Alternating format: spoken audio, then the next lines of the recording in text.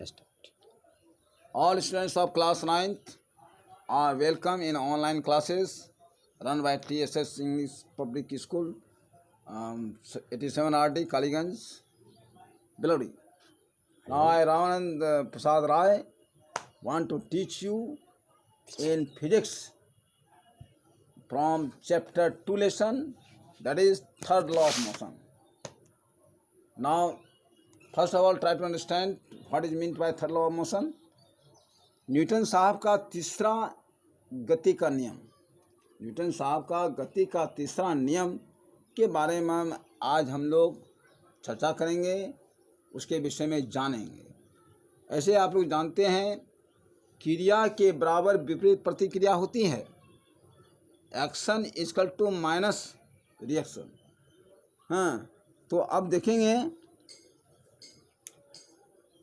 आपके बुक के अनुसार हम पढ़ा रहे हैं, समझने की कोशिश कीजिए। It is our common experience that whenever an object A exerts some forces on another object B, the object B also exerts some force on an object A.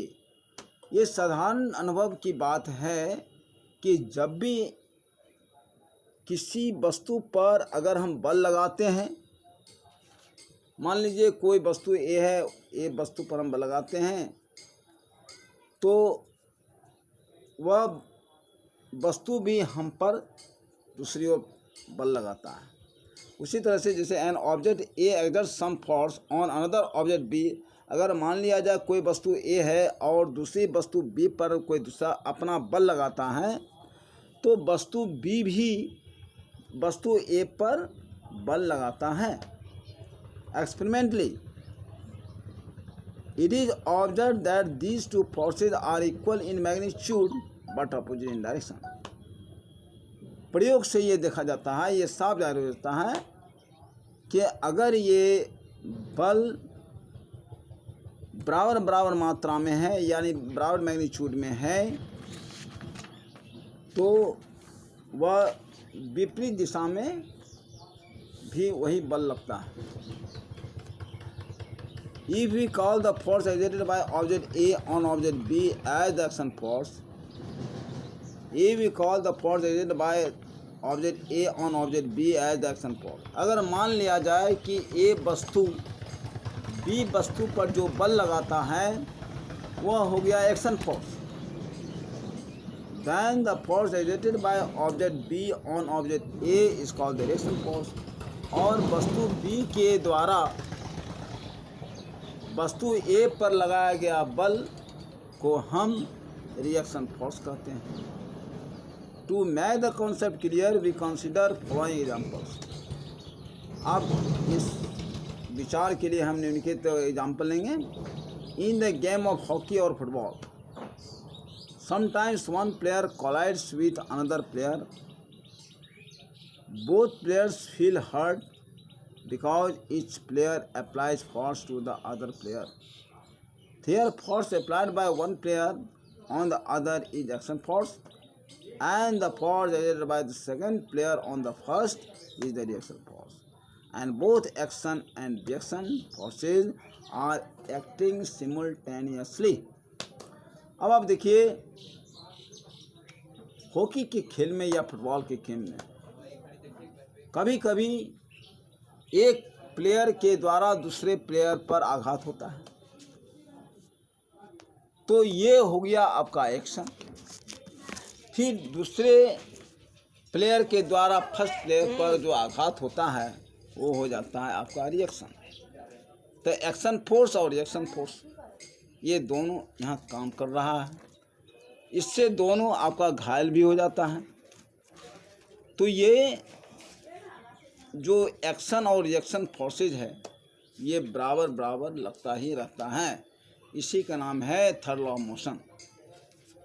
अब आप देखना है, देखिए, when you strike a rubber ball against a hard wall और hard floor, the ball exerts a force on the wall on और on the floor, this is action force. In turn the wall और floor exerts an equal force on the ball in opposite direction. So due to this force of reaction, the ball rebounds back to you. अब आप देखिए, अगर कोई ball, rubber ball लीजिए, अगर उसको ball को अगर आप सीधा किसी फर्श पर शूट करते हैं तो वह बॉल फिर रिटर्न आपके पास चले आता है। ऐसा क्यों? इसलिए ये जो दोबारा आने का जो प्रक्रिया है, ये due to third law of motion.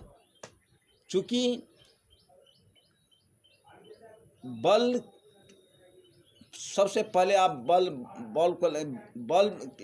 Ball के द्वारा फर्श पर जो लगाया गया बल है, वह सबसे पहले हो गया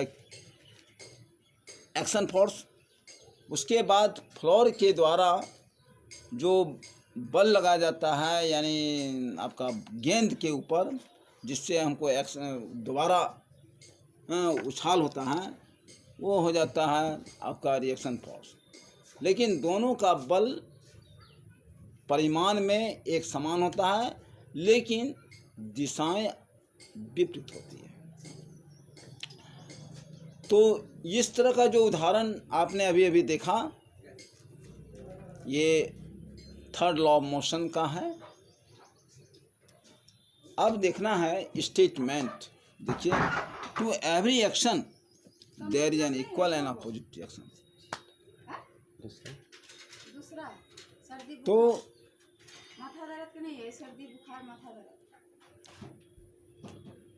थर्ड लॉ ऑफ मोशन का कहना है कि प्रत्येक क्रिया के लिए बराबर और विपरीत क्रियाएं होती हैं।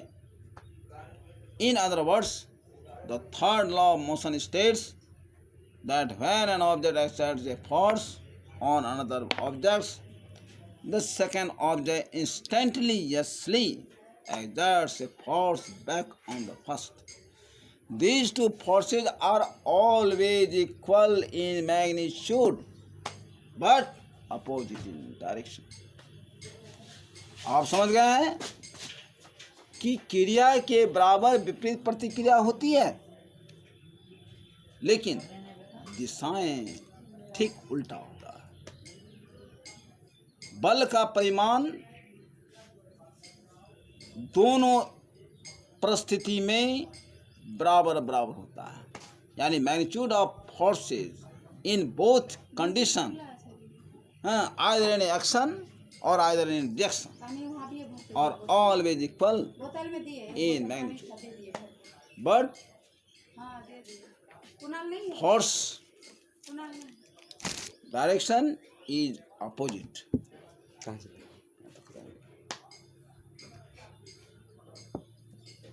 Now activity 2.5 is going to be started. Look at here carefully to demonstrate action reaction forces. देखिए, एक्शन और रिएक्शन बल को दिखाने के लिए जो प्रयोग किया जा रहा है वह देख लीजिए। Take two cardboard sheets of about 60 cm into 60 cm and thickness 18 mm. Fix two pair of hard ball bearing wheels.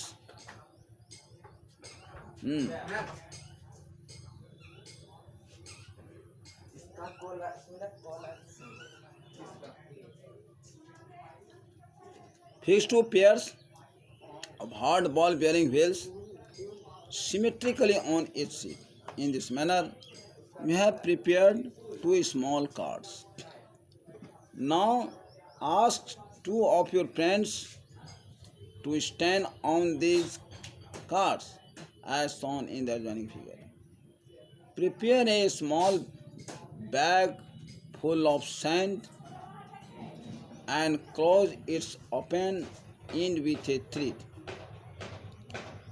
Prepare a small bag full of sand and close its open end with a thread. Give the bag to one of your friends and ask them to play a game of catch with the bag. When they play the game, observe their motion carefully. You will observe that when one player throws the sandbag by applying some action force on it to the other, he receives an instantaneous reaction due to which they, along with his card, move in backward direction. Same result is observed when second player throws the bag to first player. The activity improves that action and reaction forces at simultaneously. अब आप देखिए, ये चित्र में दिखाया गया है, दो कार्डबोर्ड हैं और दोनों में व्हील लगा हुआ है। दोनों पर दो लड़के, एक एक लड़का खड़ा है, इस पर एक लड़का और एक लड़की खड़ा है, और हाथों में बालू से भरा एक बोरा है जिसका एक भाग बंद है, इसका मुंह जो खुली यानी मुंह बंद है। दोनों एक दूसरे को ये दे रहा है और इस तरह से देने के क्रम में दोनों में क्या होता है, पहला जो यानी एक लड़का जो दूसरे लड़के को जो दे रहा है तो एक्शन फोर्स हो गया हुआ, फिर वही लड़की फिर अपने सामने जो खड़े लड़के हैं उसको वह फेंकता है उसी बल से। तो इस तरह से देखते हैं कि आपस में एक दूसरे आदान प्रदान होता है और आदान प्रदान होने के बाद हम देखते हैं कि ये बल का विपरीत बल लगता है, विपरीत बल तो लगता है लेकिन बल की जो मैग्नीट्यूड है वह समान है लेकिन दिशाएं अलग अलग हो जाता है। इस तरह से हम देखते हैं कि थर्ड लॉ ऑफ मोशन इससे इस बात की संतुष्टि करता है, क्रिया के बराबर विपरीत प्रतिक्रिया होती है। अब देखना है the words action and reaction indicate two forces. तो एक्शन और रिएक्शन में दो बलें लगती हैं। If two objects interact then forces exerted by any one object on the other may be called an action force and the force exerted by the other object on the first one is called the reaction force. अब आप समझ गए होंगे कि action force का मतलब क्या होता है। किसी वस्तु के द्वारा दूसरे वस्तु पर जो लगाया गया प्रारंभिक बल है, वह बल को हम एक्शन फोर्स कहेंगे, और दूसरे वस्तु के द्वारा जब पहली वस्तु पर जो बल लगाया जाता है वह रिएक्शन फोर्स कहा जाता है। अब आप लोग समझ गए होंगे कि एक्शन फोर्स और रिएक्शन फोर्स का मतलब क्या होता है। अब आप देखिए, action and reaction forces act simultaneously for exactly equal time. अब देखिए, क्रियाएं और प्रतिक्रियाएं जो बल होती हैं वह दोनों बल एक दूसरे पर लगता है लेकिन दोनों का जो समय अंतराल होता है वह इक्वल होता है, यानी forces in magnitude are equal but in opposite direction, but the time taken by both here action and reaction will be equal। यहाँ जो है क्रिया के बराबर विपरीत जो प्रतिक्रिया हो रही है, यानी फर्स्ट एक्शन में जो हमारा बल लगा उस बल लगाने में जो समय लगा और पुनः प्रतिक्रिया यानी विपरीत जो बल लगा, विपरीत बल लगने में जो समय लगा, ये दोनों समय जो है आपस में बराबर होता है।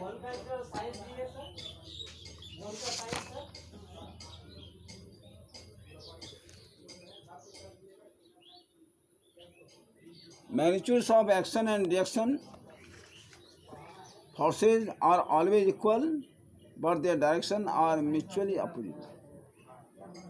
अब आप देखिए, ये प्रयोग है 2.21 में यह दिखाया गया है कि एक्शन में और रिएक्शन में दोनों जो बल का जो मैग्नीट्यूड होता है वह बराबर होता है लेकिन दिशाएं जो होती हैं वह विपरीत होती है। एक्सपेरिमेंट में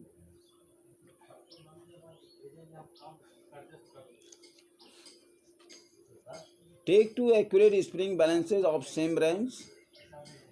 The hooks of two balances A and B are joined together as shown in figure 2.21. Attach the fixed end of balance B with a rigid support. Apply a force through the free end of spring balance A. Carefully note the reading of two balances. You will find that both spring balances show the same reading on their respective scales. It clearly shows that forces exerted by spring balance A on spring balance B is exactly equal but opposite in direction to the force exerted by the balance B on balance A. तो ये साफ साफ प्रयोग से स्पष्ट हो रहा है कि एक स्प्रिंग बैलेंस बी जो एक रिजिड आधार से जुड़ा हुआ है और उसका अंत भाग एक दूसरा स्प्रिंग बैलेंस से जुड़ा हुआ है, तो इस तरह से जो बल खींची जा रही है दोनों बल परिमाण में अलग अलग होता है लेकिन दिशाएं अलग अलग होती है। अब देखना है the action and reaction forces always act on two different objects due to this reason the action and reaction forces never cancel each other. From Newton's third law of motion, it is clear that forces always occur in pairs. A single force in nature is not possible. From Newton's third law of motion, it is clear that forces always occur in pairs. Newton के तीसरे गति के नियम अनुसार साफ स्पष्ट होता है कि बल जो होती है यह जोड़े में प्राप्त होती है, यानी बल का जोड़ा होता है। कहने को मतलब ए सिंगल फोर्स जो है in nature is not possible. प्रकृति में एकल बल, सिंगल फोर्स का मतलब होता है एकल बल यानी एक तरफा बल, वह संभव नहीं होता है। Although action and reaction forces are always equal in magnitude, these forces may not produce हो गया।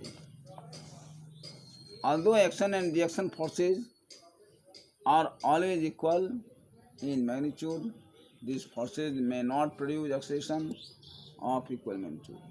अब देखिए एक्शन और रिएक्शन में जो बल हमारा का लग रहा है, दोनों बल का परिमाण अलग अलग होता है लेकिन दिशाएं तो अलग अलग होती हैं, लेकिन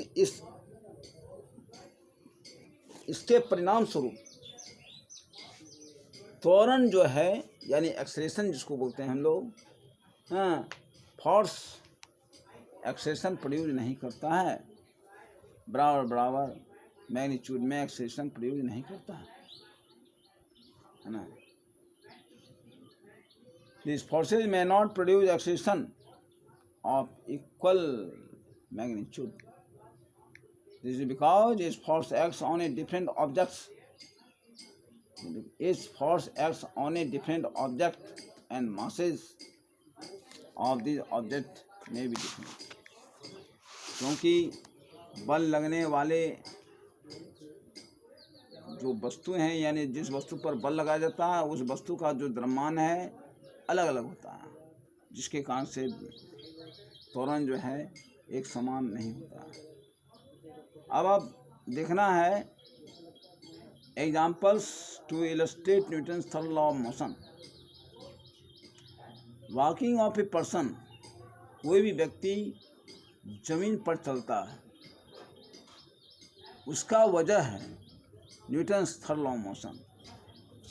स्विंगिंग ऑफ ए पर्सन, कोई व्यक्ति तैरता है, तैरने के क्रम में भी वह थर्ड लॉ ऑफ मोशन काम करता है। रिकॉइल ऑफ गन, यानी गन से गोली का निकलना भी ये आपका Newton's third law of motion बताता है। फ्लाइट ऑफ ए बर्ड, चिड़ियों का उड़ान भरना आकाश में, ये भी आपका थर्ड लॉ ऑफ मोशन बताता है। Rowing of a boat in a river, नदी में नाव का चलाना ये भी थर्ड लॉ ऑफ मोशन बता रहा है। When a sailor jumps out of a rowing boat, the boat is found to move in a backward direction due to reaction force।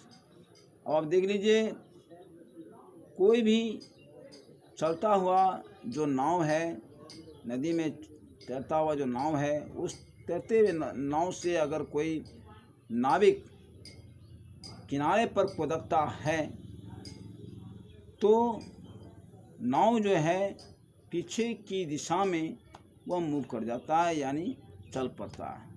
यानी उल्टी बल लगने के कारण, उल्टे रिएक्शन बल लगने के कारण वह उल्टी दिशा में चल जाता है। Working principle of a jet plane. अब देखिए, जेट प्लेन का जो कार्य सिद्धांत होता है, जैसे burning of a fuel in a jet plane produce a large quantity of hot gases. These hot gases escape through a nozzle with a great force in backward direction. It is the action force. These hot gases in turn exert an equal force of reaction on jet plane, due to which the plane is accelerated in the forward direction. अब आप देखिए jet plane की बात। अब देखिए उसका जो सिद्धांत है वह कैसे उड़ता है आकाश में।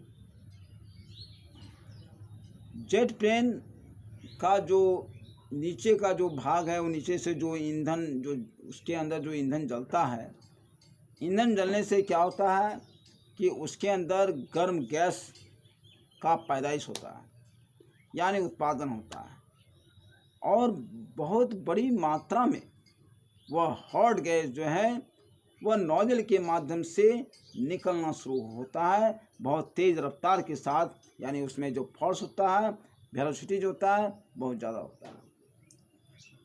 यानी वह बल जो है यानी पीछे की दिशा में लगाता है, और लगाने से क्या होता है, उसके ठीक उस तो सबसे पहले जो बल लगाया जिसको हम कहेंगे एक्शन, और उसी के ठीक बराबर यानी विपरीत दिशा में जो बल लगाता है नेट यानी जेट पर, वो हो जाता है reaction force.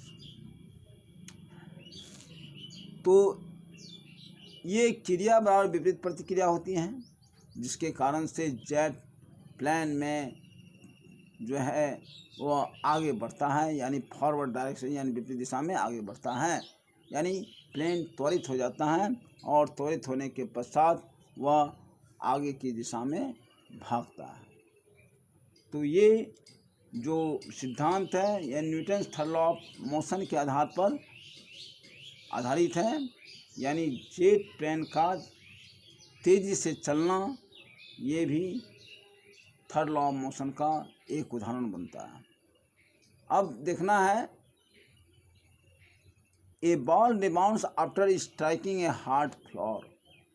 A ball rebounds after striking a hard floor.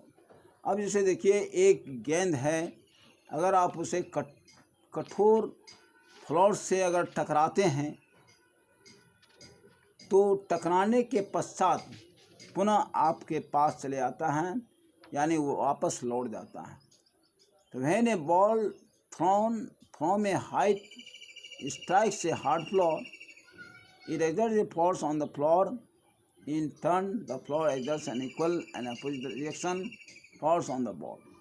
अब आप देखिए, एक बॉल को जितना बल लगा करके आप फर्श पर फेंकते हैं, उतना ही मात्रा में फर्श जो है बल लगाकर उस वस्तु पर आपके विपरीत दिशा में वह फेंकता है। तो इस तरह से क्रिया के बराबर विपरीत प्रतिक्रिया होती है। ये रहा उदाहरण जो आपको याद करना है, यानी Newton third law of motion आपको पढ़ करके अच्छी तरह से याद करना है। और इसका जो ये क्वेश्चन है वो कल हम लिख के दे देंगे, आप उसे याद कर लीजिएगा या नोट कर लीजिएगा। तत्काल के लिए धन्यवाद। फिर अगले दिन अगले चैप्टर को पढ़ेंगे, तब तक के लिए चैप्टर खत्म। तो बच्चों इसी के साथ lesson number 2 law of motion समाप्त हुआ। आप लोग का क्वेश्चन आंसर अगले वीडियो में प्रसारित किए जाएंगे रामानंद सर के द्वारा।